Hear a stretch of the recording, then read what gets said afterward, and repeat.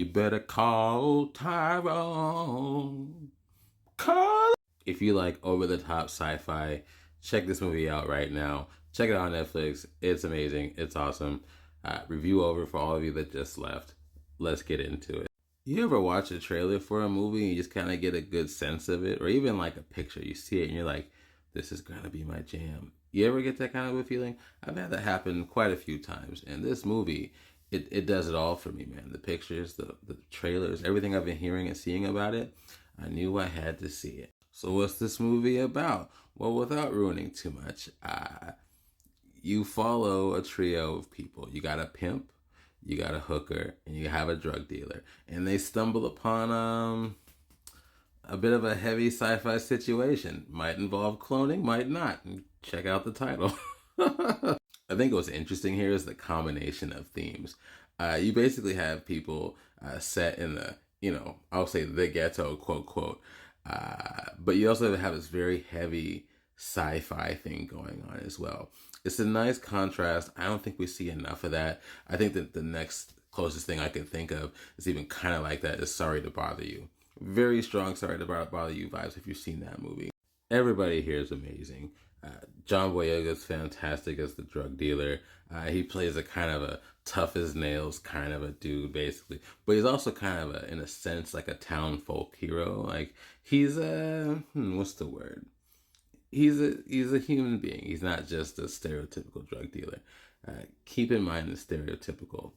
Then you got Tyrone Paris's character. She basically any kind of prostitute that you've seen on TV, But again, stereotypically so. Keep that in mind as well.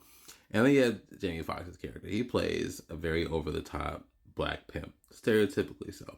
I say this because there is, as you might imagine, a sort of a social commentary about the whole thing. They're all fun. They're all charismatic. They're all human beings. You actually find a way to engage and care about each of them. And you root for them. Like pretty much the whole movie, you root for these people. And the deeper they get into the whole sci-fi bit, which it happens pretty quickly, you root for them even more. You want them to win. That's the gold nugget here. It's the deeper you get into what this whole mystery is, the more I was actually kind of infuriated, even though what's going on is over the top for sure. But you can kind of see some parallels with real life and this movie. My only problem with it is the lighting is so dark and so hazy, like a lot of the time.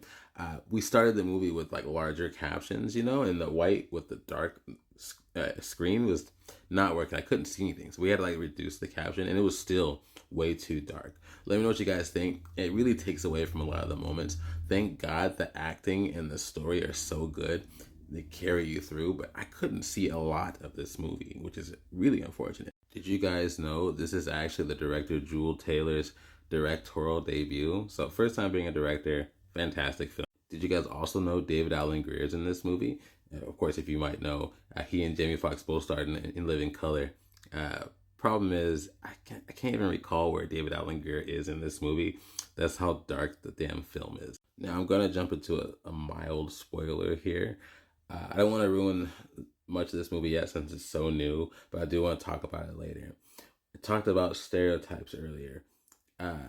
Keep in mind that when you're watching this movie, you start to realize that all of these characters in this neighborhood, they kind of play a role, and these three people slowly begin to realize, are they actually the people that they think they are? You know what I mean? So it's one of those kind of movies. Or are they just playing a stereotypical black person? What is expected of them to be? That's kind of one of the themes there. It's a cool idea, and it really kind of helps open one's eyes to themselves. You know what I mean? The commentary here is strong. It's beautiful, and with the sci-fi elements and the charisma between all three of these people and the friendship between them, it's a solid film. Definitely check it out. It's beautiful.